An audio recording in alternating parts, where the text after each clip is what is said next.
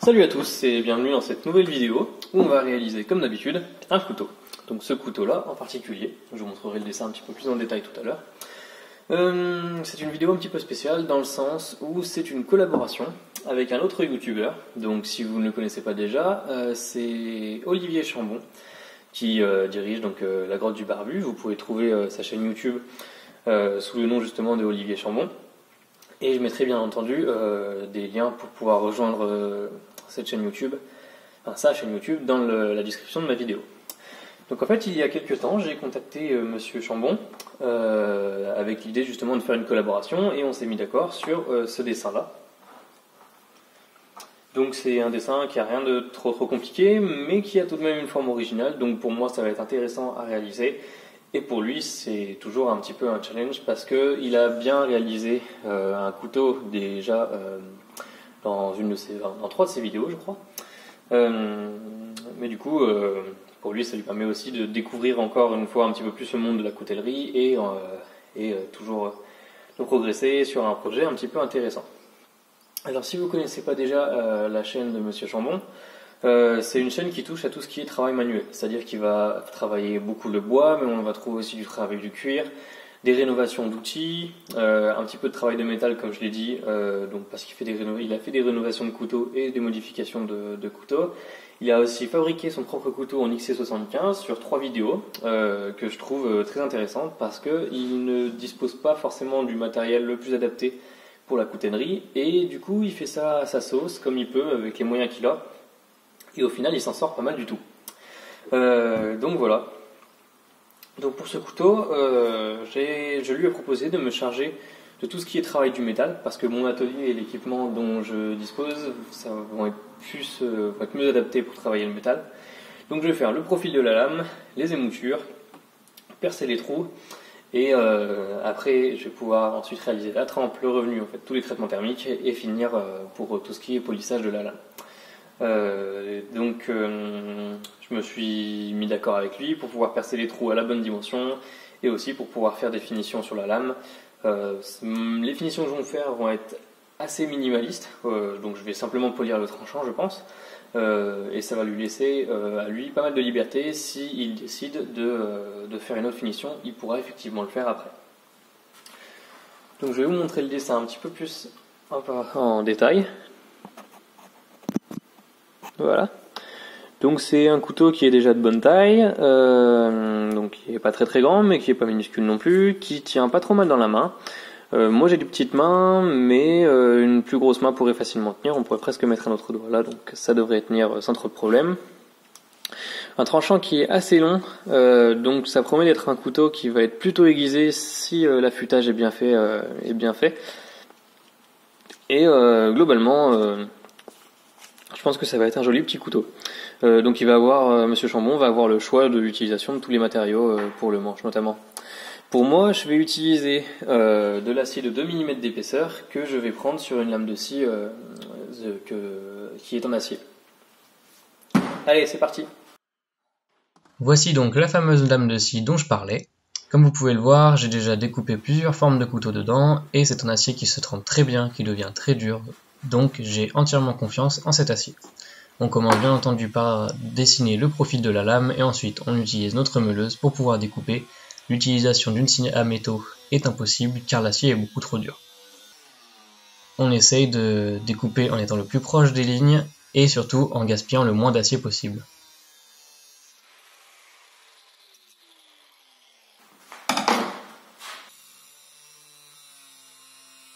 On continue de se rapprocher des lignes du couteau et là on attaque la partie qui est difficile à découper, c'est-à-dire les courbes qui sont creusées vers l'intérieur.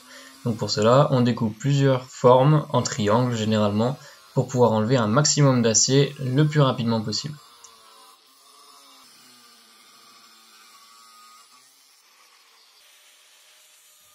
On utilise ensuite un disque à lamelles ou un disque à ébarder pour pouvoir retirer le surplus d'acier.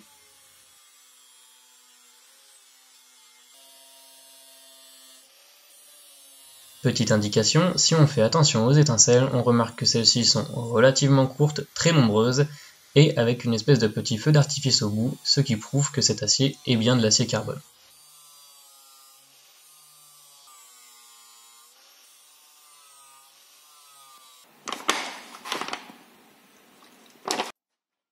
On passe ensuite à la ponceuse à bande pour pouvoir nettoyer tout ça. Et voici la petite pièce qu'il manque sur la ponceuse de Monsieur Chambon pour pouvoir réaliser des émoutures, on va dire plutôt classiques, donc qui partent à un point bien défini de la lame.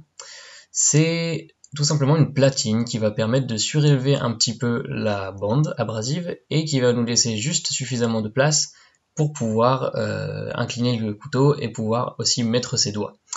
C'est mon père qui m'a fabriqué celle-ci, elle n'était pas fournie avec la ponceuse, mais avec quelques petits réglages et surtout l'aide de mon père, comme j'ai dit, je peux m'en sortir avec cette platine. C'est pas une ponceuse qui est idéale pour ce type de travail, mais elle fait le job. Je commence à nettoyer tout ça avec du grain 40.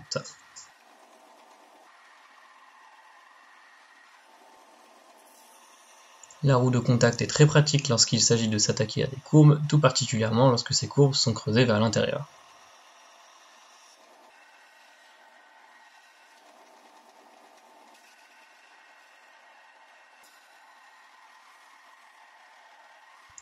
Nettoyer le tranchant est primordial et c'est pour ça que je change l'orientation du couteau pour pouvoir toucher tout le tranchant et ainsi le nettoyer et le rendre bien plat tout du long, car des petites bosses ou petites irrégularités vont avoir un impact très fort au moment de l'affûtage du couteau. J'en profite pour nettoyer un petit peu le manche, un petit coup de ponceuse en faisant attention à ne pas creuser à l'intérieur de l'acier et ainsi provoquer des défauts de planéité. Donc on va doucement, c'est juste pour enlever un petit peu et montrer que le manche est bien plat.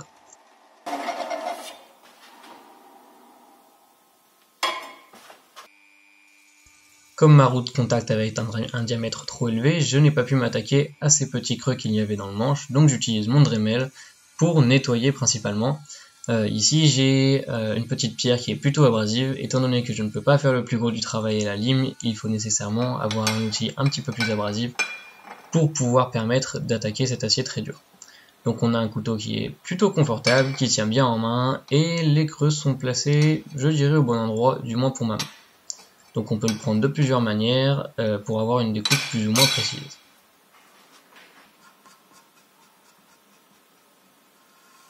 On marque ensuite le tranchant à l'aide d'un feutre pour pouvoir ensuite rayer en fait l'acier à l'aide d'un pied à coulisse et ainsi faire un semblant de centre, se donner une idée d'où est le centre. Malheureusement, l'acier étant très dur, je n'ai pas réellement pu marquer ce centre correctement, je l'ai plus ou moins deviné au moment de la réalisation de l'émouture. On passe ensuite au dessin de cette émouture pour pouvoir avoir quelque chose qui soit à peu près symétrique.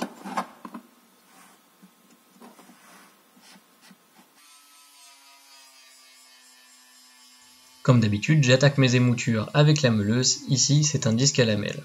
Ça me permet de gagner beaucoup de temps, d'enlever beaucoup plus de matériaux et plus rapidement que si je faisais tout à la ponceuse. Et avec un petit peu d'entraînement, on parvient à maintenir le bon angle, donc un angle suffisamment plat, et surtout à avoir des émoutures qui sont relativement propres, comme vous pouvez le voir. Mais le passage à la ponceuse reste quand même plutôt, je dirais pas obligatoire, mais indispensable si on veut avoir un résultat très très propre. Malgré le fait qu'on pourrait s'en passer, car la réalisation des émoutures à la meuleuse, comme je le fais là, donne des émoutures qui sont quand même plutôt correctes. On passe ensuite à la ponceuse avec du grain 40 et on commence par définir le début de notre tranchant, car c'est le point qui va être le plus important et aussi le plus dur du tranchant. À chaque fois qu'on va faire un passage, on va se reposer sur ce début d'émouture, donc du coup il est primordial de le faire dès le début.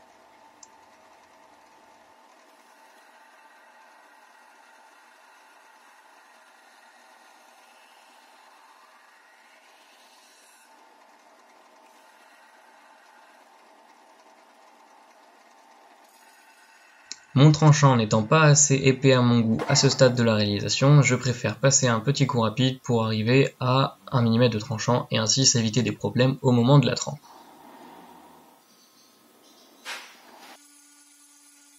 Pendant que le Dremel est sorti, j'en profite pour réaliser un casse-goutte, c'est-à-dire une petite encoche, un petit creux au début de l'émouture. Et cette petite encoche va faire toute la différence lorsqu'il va être le moment d'affûter le couteau. Elle va en fait laisser suffisamment de place à la pierre pour pouvoir caler correctement le couteau. J'en profite aussi pour noter mes traits, donc des repères qui vont me permettre de faire un petit guillochage rapide, encore une fois au Dremel, parce que l'acier est trop dur pour être attaqué avec des limes. Voilà le résultat, un guillochage très simple, mais qui donne quand même un certain caractère au couteau. À ce stade-là, on est prêt pour la trempe. D'habitude, je réalise mes trous avant la trempe et même avant la réalisation des émoutures, mais ici l'acier est très dur, donc ça sera pour plus tard. Une fois la forge bien chaude, je profite de la première chauffe pour d'abord corriger un léger défaut de planéité qu'il y avait dans la lame de scie au moment où j'ai commencé à travailler l'acier. Cette première chauffe a servi de normalisation, c'est-à-dire qu'elle est censée ramollir l'acier, notamment au niveau du manche, pour pouvoir ensuite percer mes trous. Je dis bien censé. J'aurais dû en fait faire plusieurs normalisations. Voilà la trempe, j'en ai en fait fait 2 de trempe car la première a bien marché, elle a même trop marché. J'ai trempé l'intégralité du couteau, donc mon manche s'est redurci. Donc j'ai fait une autre trempe pour pouvoir ensuite sélectionner que le tranchant. Le couteau est maintenant très dur et bien trempé comme on peut le voir à la couleur grise, mais il est aussi très cassant. C'est pour ça que je réalise un revenu. Pour cela je le mets dans le four pendant 1 heure à 200 degrés. Normalement c'est suffisant pour donner au couteau une certaine flexibilité tout en le gardant suffisamment dur. Je passe ensuite au perçage de mes trous, et là, problème. Ma première trempe, pendant laquelle j'ai durci l'intégralité du couteau, a réellement bien durci le manche. Même si la deuxième trempe a chauffé aussi le manche, j'aurais dû refaire des normalisations pour tout annuler. Pas de souci, si mes forêts ne mordent pas dedans, j'utilise une fraise diamant sur mon Dremel pour finir mes trous une fois qu'ils ont été marqués. Malheureusement, ça ne marche pas non plus. Donc dernière solution, j'utilise encore une fois mon Dremel avec une pierre très abrasive pour creuser l'acier suffisamment, puis ensuite forcer le trou, en fait, le percer, en appuyant tout simplement au travers. Je continue d'utiliser le Dremel pour élargir mon trou, et enfin je reprends une petite fraise diamant pour obtenir un diamètre de 6 mm, comme l'avait demandé Monsieur Chambon.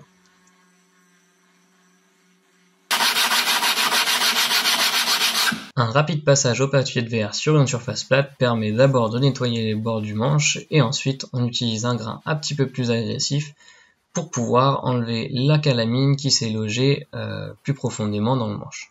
Attention ici à ne pas trop déborder, c'est pour ça que je m'arrête au niveau du premier rivet, pour ne pas endommager l'état de surface. Retour sur le backstand, ou plutôt ma petite ponceuse à bande, où je vais utiliser du grain 80 pour nettoyer mes émoutures, les rendre bien propres, en faisant attention à bien conserver la finition brute de forge qu'il y a sur le haut du couteau, sur le plat du couteau. Je nettoie aussi mon dos du couteau pour pouvoir mettre en valeur mon guillochage. Attention à ces étapes-là, il ne faut surtout pas faire chauffer la lame au-delà de 200 degrés, donc je conseille de faire ça sans gants, car de cette manière vous pouvez réellement sentir la température du couteau. Tant que vous pouvez le tenir avec vos mains et que le couteau ne change pas de couleur, vous devriez être bon. On passe ensuite un rapide petit coup au grain 400 pour pouvoir nettoyer tout ça, et ensuite on passera au polissage à main. Pour le polissage à main, je commence avec du grain 320. Je peux parce que j'ai fini avec du grain 400 sur la ponceuse. Malgré cela, il reste toujours quelques traces de grain 80 ou de grain 40, donc ça prend beaucoup de temps. Pour cela, faites bien attention à utiliser le bon papier de verre. Il faut du papier de verre qui soit en oxyde d'aluminium ou qui soit tout simplement adapté au ponçage du métal. Ici j'ai ma chienne qui me soutient pour ne pas que je me démoralise, car oui, ça prend du temps. Mais le résultat en vaut toujours la peine. Donc ne soyez pas feignants, attrapez un bout de papier de verre et surtout un bout de bois ou quoi que ce soit qui puisse vous permettre d'appuyer plus fort. Aussi, faites bien attention à mettre un bout de bois sous votre couteau pour ne pas qu'il plie et aussi pour maximiser votre énergie. On passe ensuite au grain 1000 après avoir fini tout le boulot au grain 320. C'est à partir de ce grain là qu'on va commencer à observer un petit miroir qui va commencer à apparaître, mais à mon sens c'est pas suffisant pour obtenir un bon résultat. On fait aussi bien attention à la partie, donc au début de l'émouture, car c'est cette partie là qui possède les rayures les plus difficiles à enlever. Passage ensuite au grain 2000 puis au grain 5000 pour réellement révéler le polissage miroir.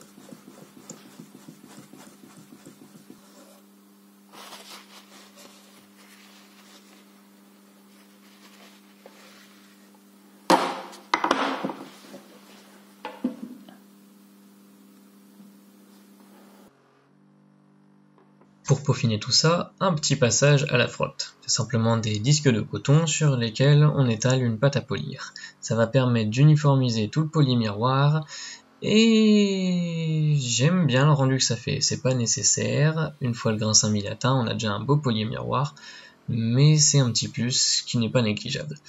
J'aime bien avoir des lignes qui sont parallèles à l'axe de la lame, donc je fais cette manip-là qui est un petit peu dangereuse, mais au moins j'ai la finition que je veux.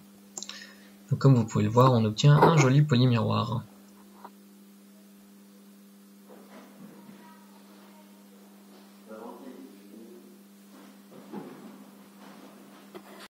Et voilà, le couteau est terminé, du moins pour ma part. C'est cette pièce que je vais envoyer à monsieur Olivier Chambon. Donc au final, un couteau qui pour l'instant est plutôt léger, plutôt fin, avec un tranchant assez haut, donc qui devrait très bien couper. Une finition que j'aime beaucoup, cette association du polymiroir avec un plat en brut de trempe, ça a un côté à la fois rustique mais aussi très élégant. Le guillochage est très simple. Grosso modo, je suis assez content de ce couteau pour l'instant. Je doute pas que monsieur Chambon va faire un travail exceptionnel sur le manche. D'ailleurs, à ce propos, n'oubliez pas d'aller jeter un coup d'œil à sa chaîne et vraiment de vous abonner, je vous garantis, vous serez pas déçus. Il fait vraiment du superbe boulot. Je vous mets tous les liens pour rejoindre sa chaîne dans la description, si vous voulez pas manquer la suite du couteau et savoir quel matériau monsieur Chambon a utilisé, et aussi voir la visualisation de l'étui du couteau, de la fabrication de cet étui, n'hésitez pas à vous abonner à la chaîne de monsieur Chambon, à aller faire un tour sur ses autres vidéos. Comme je l'ai dit, du moment que vous vous intéressez au travail manuel, vous allez forcément trouver des vidéos qui vont vous plaire, et en plus il a une superbe personnalité et fait du travail magnifique. Quant à moi, mon travail est terminé, j'espère que cette vidéo vous aura plu. Si c'est le cas, n'hésitez pas à laisser un j'aime, à vous abonner et surtout un petit commentaire, ça me ferait très plaisir, que ce soit pour des conseils, des critiques ou tout simplement me dire ce que vous avez pensé du couteau et de la vidéo en elle-même. J'attends vraiment vos retours sur cette vidéo-là. Donc voilà, merci beaucoup d'avoir regardé cette vidéo et j'espère vous revoir pour une prochaine. Allez, salut!